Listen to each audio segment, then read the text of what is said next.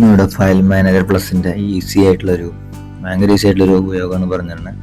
File manager plus എന്ന് പറഞ്ഞിട്ടുള്ളൊരു app ഫോണിൽ ഡൗൺലോഡ് ചെയ്യാം.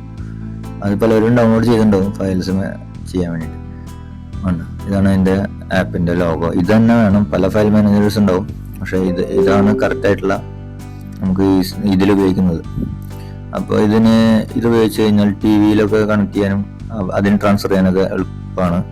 അതിലും ഇത് ഉപയോഗിക്കാം. ഇത് ഇൻസ്റ്റാൾ ചെയ്യുക. അതിനുശേഷം നമ്മൾ നെറ്റും ഓൺ ചെയ്യണം, വൈഫൈ ഹോട്ട്സ്പോട്ടും ഓൺ ചെയ്തിടുക.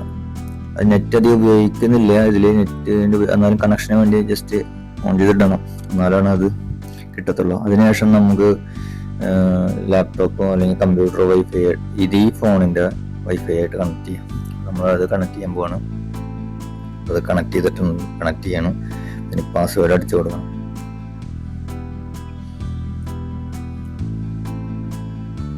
ഇനിയിപ്പോൾ നമുക്ക് ഇതിൽ ഓപ്ഷൻ നോ കൊടുത്താൽ മതി, കാരണം വേറെ കമ്പ്യൂട്ടറായിട്ട് നമുക്ക് ഇത് ഷെയർ ചെയ്യാൻ ഉദ്ദേശിക്കുന്നില്ല.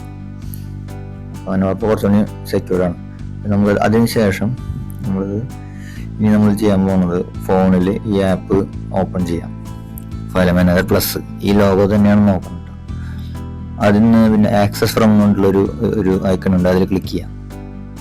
അതിൽ ക്ലിക്ക് ചെയ്ത് കഴിഞ്ഞാൽ നമുക്ക് ഇതുപോലെ വരും. ഹോട്ട്സ്പോട്ട് ഓൺ ആയതിനെ മാത്രമേ ഈ പേജ് വരുള്ളൂ. നമ്മൾ സ്റ്റാർട്ട് സർവീസ് കൊടുക്കണം. നമ്മൾ സ്റ്റാർട്ട് സർവീസ് കൊടുത്തു കഴിഞ്ഞാൽ ഇതേപോലെ അതിൻ്റെ FTP അഡ്രസ് എന്നുണ്ട്, ഇതൊരു സെർവർ അതിൻ്റെ അഡ്രസ്സാണ്. ഈ അഡ്രസ്സാണ് നമുക്ക് ഇത് ഉപയോഗിക്കാൻ വേണ്ടിയിട്ട് ഈ അഡ്രസ്സിലാണ് ഉപയോഗിച്ചാണ് ചെയ്യുന്നത്. ഇനി നമ്മൾ ഇൻ്റർനെറ്റ് എക്സ്പ്ലോറർ ഓൺ ചെയ്യുമ്പോൾ എന്നിട്ട് ദിസ് PC വരും. അതൊന്ന് ക്ലിക്ക് ചെയ്യുക. അത് ക്ലിക്ക് ചെയ്യുമ്പോൾ ഇങ്ങനെ വേണം.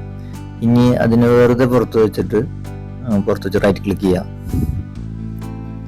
റൈറ്റ് ക്ലിക്ക് ചെയ്തിട്ട് ആഡ് എ നെറ്റ്വർക്ക് ലൊക്കേഷൻ എന്നിട്ടൊരു അതിൽ ക്ലിക്ക് ചെയ്യാം. അപ്പോൾ ഇങ്ങനെ വരും. ഇനി നെക്സ്റ്റ് അടിച്ചു കൊടുക്കുക.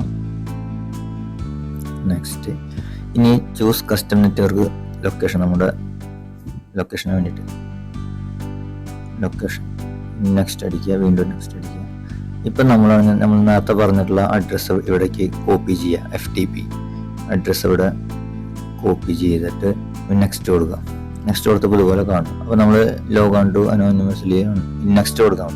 നെക്സ്റ്റ് കൊടുത്തിട്ട് നമ്മൾ ഇനി അവിടെ കൊടുക്കുന്ന പേര് ചോദിക്കാം. അപ്പോൾ നമ്മളവിടെ ഒരു പേര് കൊടുക്കുക, നമ്മുടെ ഫോണിന് വേണ്ടിയിട്ട്. അപ്പോൾ പേര് കൊടുത്ത് ഇനി അത് ഫിനിഷ് കൊടുത്തു കഴിഞ്ഞാൽ കറക്റ്റായിട്ട് നമുക്കൊരു ഇത് തുറന്നു വരും. അപ്പോൾ ഇതിൽ നമ്മുടെ ഫോണിൽ ആ സമയത്ത് കാണിച്ചിട്ടുള്ള പോലെ ആ യൂസർ നെയിമും പാസ്വേഡും ഇതിൽ എൻ്റർ ചെയ്യുക. എന്നാലാണ് വെള്ളം സെക്യൂർ ആക്കാൻ വേണ്ടിയിട്ടാണ് ഇത് ചെയ്യുന്നത്. അങ്ങനെ വന്നു കഴിഞ്ഞാൽ നമ്മുടെ ഫോൺ ഇവിടെ തുറന്നു വരും. ഫോൺ തുറന്നു വരുമ്പോൾ ഫോണിൽ SD കാർഡും ഉണ്ട്, ഡിവൈസ് ഉണ്ട്. നമുക്കൊരു ഡാറ്റ അങ്ങോട്ട് സെൻഡ് ചെയ്ത് നോക്കാം. അപ്പോൾ നമ്മൾ ഡിവൈസ് തുറക്കുക. നമ്മുടെ ഫോൺ മെമ്മറി തുറക്കുമ്പോൾ അതിൽ സാധാരണ ഫോണിൽ കാണുന്ന പോലെ എല്ലാം ഉണ്ടാകും. ഫോട്ടോ നമുക്കൊരു വീഡിയോ ഷെയർ ചെയ്ത് നോക്കാം. അപ്പോൾ അതിൽ ക്യാമറ അതിൽ തുറന്ന് അതിൻ്റെ ഫോൾഡറിൽ പോയി കഴിഞ്ഞിട്ട് നമുക്ക് ഇതിൻ്റെ സൈസ് ഒന്ന് ജസ്റ്റ് നോക്കാം. അപ്പോൾ അതിന് പ്രോപ്പർട്ടീസ് എടുത്ത് നമ്മൾ സൈസ് നോക്കി അതിൽ 138 MB ഉണ്ട്. അപ്പോൾ അതിനത് ട്രാൻസ്ഫർ ചെയ്യുന്നത് നോക്കാം. അത് ട്രാൻസ്ഫർ ചെയ്യാൻ ജസ്റ്റ് അത് കോപ്പി എടുക്കുക. നമ്മൾ നേരെ മിനിമൈസ് ചെയ്യുക. നമ്മുടെ ഡെസ്ക്ടോപ്പിൽ ഫോണിൽ നിന്ന് കമ്പ്യൂട്ടറിലേക്കാണ് ഡാറ്റ ഷെയർ ചെയ്തുകൊണ്ടിരിക്കുന്നത്. അത് വെറുതെ പേസ്റ്റ് കൊടുക്കാം. ഡെസ്ക്ടോപ്പിൽ നമ്മൾ ഫോണിലത്തെ വീഡിയോ പെട്ടെന്ന് കോപ്പി ആയിട്ട് വരുന്നുണ്ട്. നമുക്ക് ജസ്റ്റ് ഒന്ന് പ്ലേ ചെയ്ത് നോക്കാം. ഇത് കറക്റ്റായിട്ടുണ്ടെന്ന് അറിയാം.